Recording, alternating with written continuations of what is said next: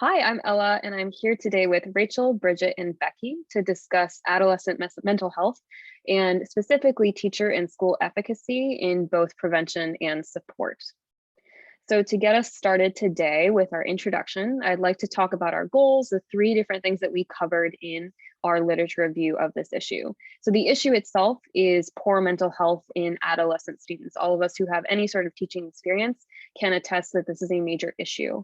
The solution to this is for schools to implement school-wide interventions to help improve student mental health, but also it's important that teachers find best practices to implement at the classroom level. So our questions going into this were, what is the role of the teacher in school-wide interventions and classroom interventions?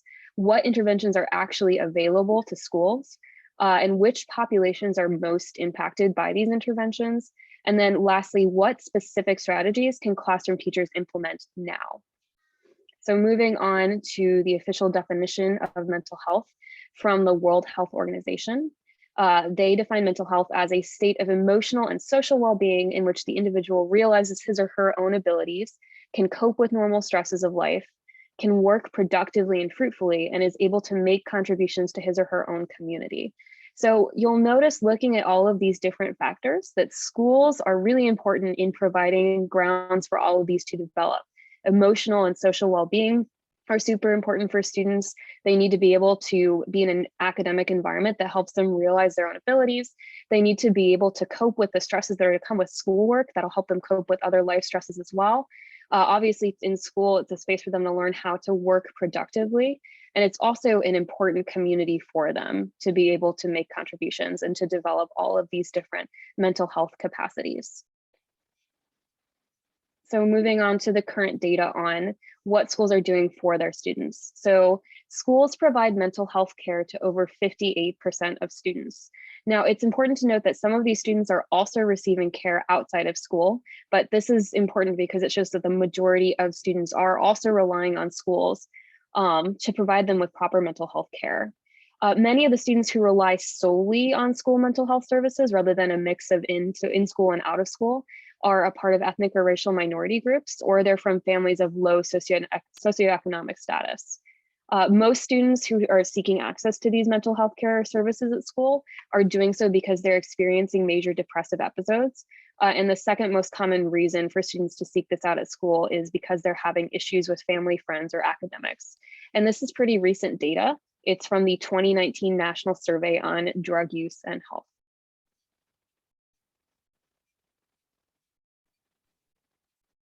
So now I'm going to talk about the teacher's role in student mental health. Go ahead on the next slide.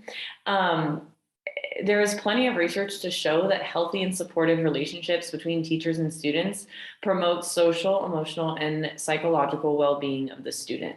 So this is what came up in time and time again when we were researching.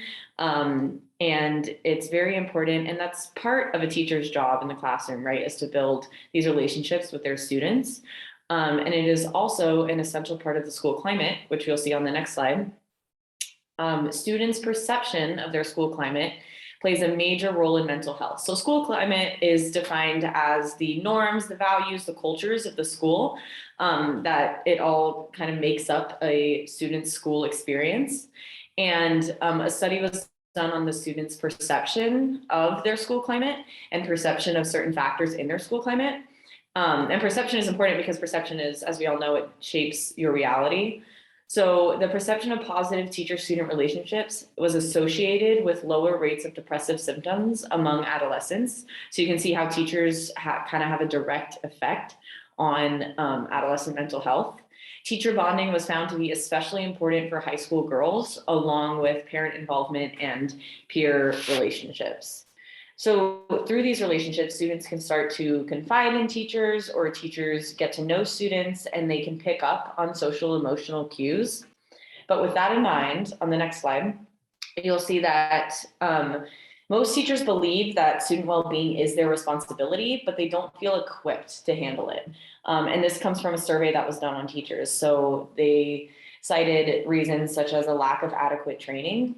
Teachers are obviously not trained mental health professionals.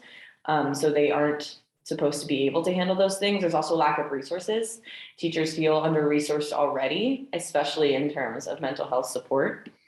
And then finally, teacher mental health. So this study from 2011 concluded that teachers need to maintain and nurture their own mental health too. We all know that in order to take care of other people, you have to take care of yourself. So that has also become a factor in this conversation. And schools that don't have regular access to counselors rely on teachers for early identification and intervention in regards to mental health. So a lot of this falls on them. So what could be done to help teachers that carry this responsibility? On the next slide, we'll see that research showed that this was given to a survey given to high school teachers specifically. So the majority of teachers would prefer to refer students to in-school mental health supports rather than being directly involved. So schools could offer mental health counselors at their school, so the responsibility does not fall on the teacher. That's one solution to this. On the other hand, the teachers said that they would be happy to play a more direct role after proper training, because obviously there's a very strong movement towards supporting mental health, and there's definitely a deep concern for it. So it's not that teachers don't want to be involved, it's that they would want to, they just don't feel like they're adequately trained. So schools could provide professional development trainings on how to handle students' mental health. And if they don't have time in their professional development schedule, because lots of times it's a little bit more pedagogical, then they could make teachers aware of trainings to attend and just kind of offer those trainings out to their teachers. Because it's not asking them to become mental health professionals, but it's just giving them the confidence to feel like they are equipped to help their students. Now, so there are two ways to go about that in terms of the teacher's role. So now Bridget's going to talk about interventions for students specifically. All right, so thank you, Becky. So now we're going to look at some interventions that researchers have looked into. So the first one is the supported education, the SED intervention, which focuses on student-centric conversations with an education professional. So a really important thing to note there is that that's an education professional, not a mental health professional. So this intervention can be done by teachers or counselors, different school personnel. And these conversations focused on the specific needs of the student, focusing on the student role, collaboration, and ownership. So usually these conversations would take place after a depressive episode or maybe an emotional outburst, and the student would have these conversations with a professional to kind of talk through what happened there. These students did report positive feedback after having these conversations, focusing specifically on the non-judgmental listening, the shared decision-making, the structure, meaning that the student and the professional went back and forth to both share their own thoughts about the situation that happened. And then also visualization, which meant that the student and the professional pulled out a whiteboard and wrote out what happened, so they could really look at it from a problem-solving point of view and come up with an actual solution. So that is the SED intervention. The second mental health intervention we looked at is improving mental health literacy. And the goal of this intervention was to create something that schools could implement that wouldn't take too much time and too many resources. And so it was just two school-sponsored 50-minute sessions that happened during the school day and aimed at increasing students' mental health literacy. So students talked about different symptoms of depression and anxiety during their first session, and then the second session focused on where they could find resources to help them combat those issues. And so the students then filled out surveys before and after taking part of this intervention, and the survey asked them how they would respond to the question, I would talk to someone who can be trusted, if they had symptoms of depression. Before the intervention, 46.8% said that they would talk to someone they trusted, and then after the intervention, 87.2% said that they would. So this intervention helped students to better understand symptoms and then also where they could find resources.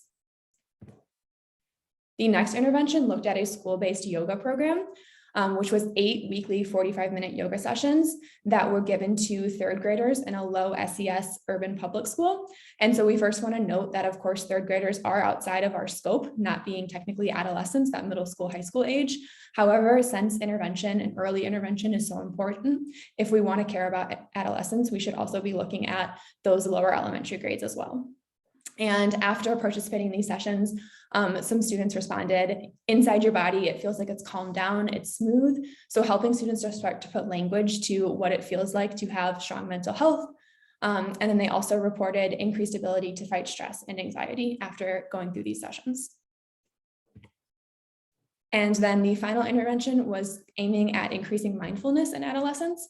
And so students self-selected to participate in 8 weekly 90-minute presentations that focused on mindfulness. And so that means that there was a variety of topics, including self-compassion, dealing with difficult emotions, and gratitude. A couple of things to note about this study is that it was done outside of schools. And so there would need to be some discussion about how to then implement that in a school setting. And post-intervention surveys did show a decrease in perceived stress, and an increase in resilience, gratitude, and curiosity or exploration, but there was not a significant decrease in depression or anxiety. So there were some limitations to this study as well. So those were the interventions we looked at, but now we want to talk about some specific student populations. All right, so thank you, Bridget. We took a look at broader interventions, but there are, as Bridget said, some specific student populations we want to look at. And so these populations include male versus female students. So especially looking at Catholic schools, many of them are single sex. So what are the implications for how we meet the needs of these students? LGBTQ students, because that is a minority population, and it has been shown that mental health struggles are increased in that population. High achieving students and the specific pressures that they face in a school environment, and additionally low socioeconomic status students, and the challenges that they face both inside school and outside of school. And so while we would have loved to have focus on all of these different populations and how we can best serve them, we decided to put particular focus on LGBTQ plus students. And so the reason for this is because LGBT youth report elevated rates of emotional distress, symptoms related to mood and anxiety disorders, self-harm, suicidal ideation, and suicidal behavior when compared to heterosexual youth. So they are a particularly at-risk group.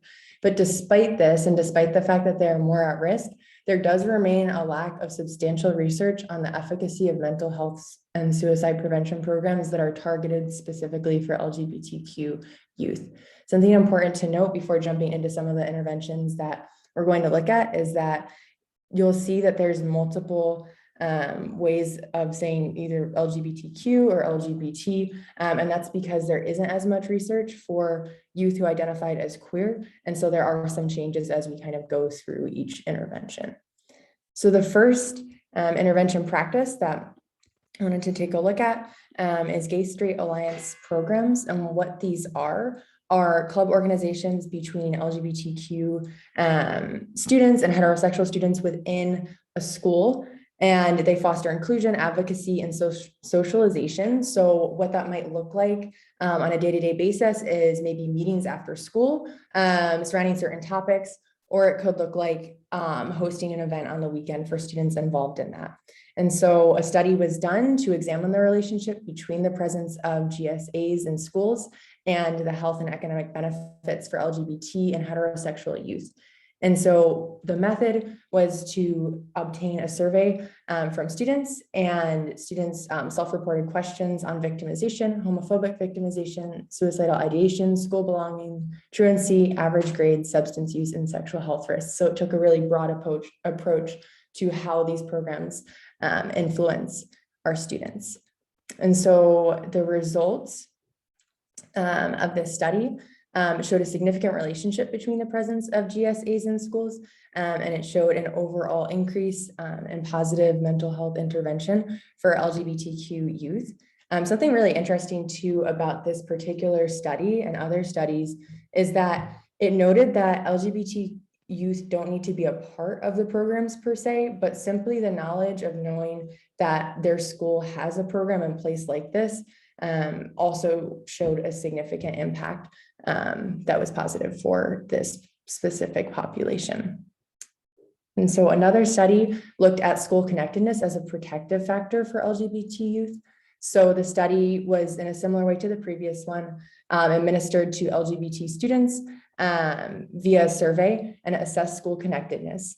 And so the results showed an inverse relationship. So as school connectedness increased, And as students reported feeling more connected to their schools, suicidal ideation and LGBT students decreased. And so it shows the importance of this connectedness. This specific study also noted how healthy and caring student-adult relationships are important in promoting school connectedness. And this is especially important for classroom teachers as we build so many of those relationships. So keeping that in mind and correlating it to a lot of the previous studies that we've looked at. Finally, we want to touch a little bit on Catholic education implications for LGBT youth. So it's important to note that there is both a Catholic advantage and in some ways a Catholic disadvantage, and both are supported by research. So starting with the Catholic advantage, numerous research findings show that religious and spiritual interventions have positive effects on mental health outcomes. Oftentimes that's because religion is associated with different coping strategies such as meditation or prayer. And so that can help increase mental health practices and positive mental health practices in the general population. Another Catholic advantage is that Catholic social teaching has an emphasis on holistic care and acceptance of the whole person. And so if that Catholic social teaching is truly implemented, then everyone should be welcomed into our schools and into our communities. However, there are some Catholic disadvantages to consider within our schools.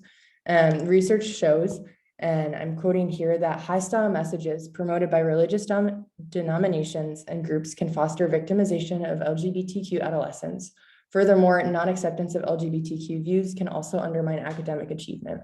So it's important to consider that while the church's beliefs might not be hostile, it can be interpreted that way or perceived that way by some students. And so they might feel marginalized by their community. And so keeping that in mind as we approach these students and trying to really implement the true Catholic social teaching that we're called to do.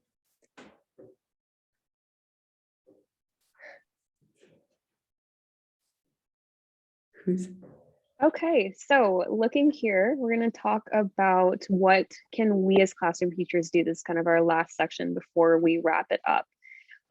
So realistically, what does this look like in the classroom? We have a couple suggestions here that we're each going to walk through, starting with journaling and bell work. So this is not just for ELA teachers. All teachers can be implementing this to have a weekly routine. Like one of the days of your week, you can have students journal using SEL prompts. And this can be really simple, like Rosebud Thorn, just asking students what went well, what didn't go well this week, what are you looking forward to, as a great way to check in. You can make it a community activity or just a way for you to check in individually with each student. But journaling in and of itself is a great coping mechanism for dealing with those difficult thoughts, dealing with those difficult situations as well. Right.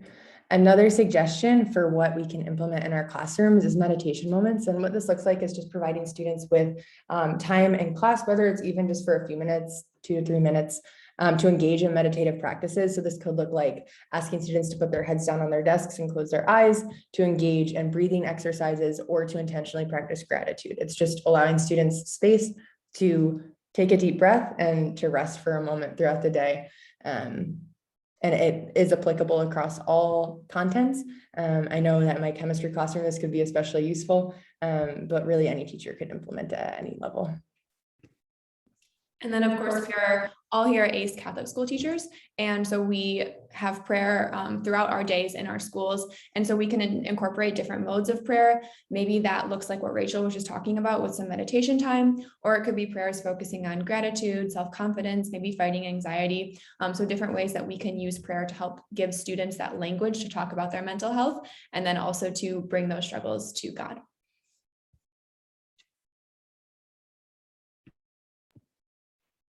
Finally, we talked about building relationships. So I talked about it in terms of school climate. Rachel talked about it in terms of school connectedness, both which are very similar. But teacher-student relationships has a big impact on school culture as a whole. And it's also important for the student that you build trust and that you make students feel safe.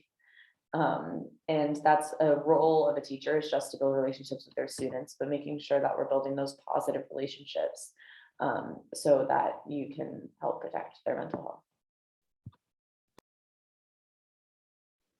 Okay, thank you everyone so much for watching. We're really looking forward to seeing you guys come to our conference presentation. We'd love to hear your questions, but more than that, we'd really love to hear your ideas. What have you done that's worked? What are you hoping to do with your students this year? We're hoping to make this just as much of a discussion as a question and answer. So we do have a QR code here, which is linked to a Google form for your questions and ideas if you'd like to submit those ahead of time. But in the meantime, thanks for watching, and we hope to see you Tuesday.